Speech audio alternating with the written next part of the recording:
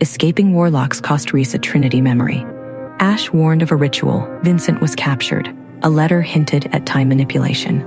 Reece relived trauma from his journal. Juniper saved him from identity erasure. Ash warned of a stronger Trinity, and he. The Bone Witch spoke of Trinity and the Rift, giving Reece a scroll to his brother. The scroll led to Kaelin's journal, revealing Trinity was Elira, the Rift Bride. His doppelganger appeared. "Hello, brother," as flames erupted. What will Reece do with the impossible knowledge of a brother he never knew?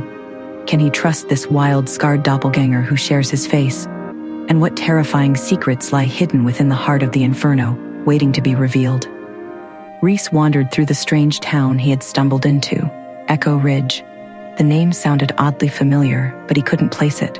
The streets were foggy, the houses eerily still. But it wasn't the ghostly quiet that unsettled him. It was the overwhelming sense that he'd been here before. He turned a corner and stopped dead in his tracks. There it was, a house with red shutters. He remembered it now, not as an adult, but as a child.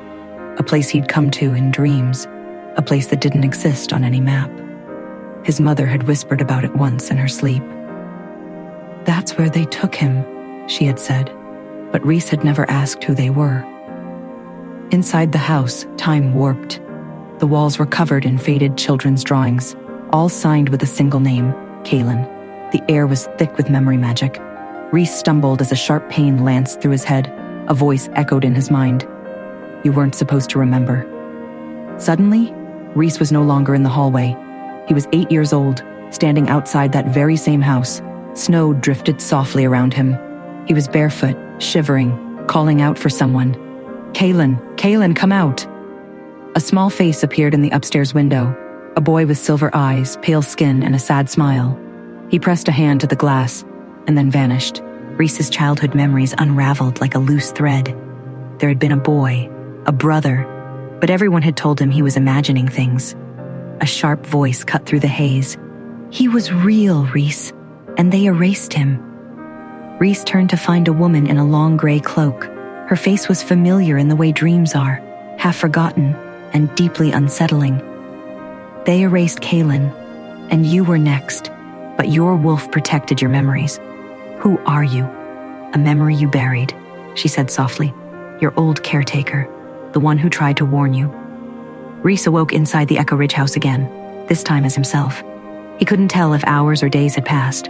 The caretaker, the woman from his childhood, now sat by the window, knitting with threads made of mist. Her name was Eleni. "You need to remember him," she said. "Kaelin, he was the first." "The first what?" "The first to be taken because of the bloodline, just like Trinity." Reece's breath caught. "What bloodline?" "The Moonborn line, descendants of the old wolves, marked by both moonlight and memory. Kaelin had it. Trinity has it. You do too." Eleni touched his chest, right over his heart. "That's why they want her, and why you were chosen." Suddenly, the walls cracked. A deep groan echoed through the floor. Reece stood up, heart pounding. "What's happening?" Eleni's eyes darkened. "They've found you. You need to leave. Run, Reece. They're inside your memories now." Reece burst out of the red-shuttered house, racing into the fog. But the fog wasn't just fog anymore. It was shifting into scenes. Fragments of his childhood played out on either side of him. His first shift, the day his mother died, a field where he and Kaelin used to hide from their father. Every memory called out to him like a haunting lullaby.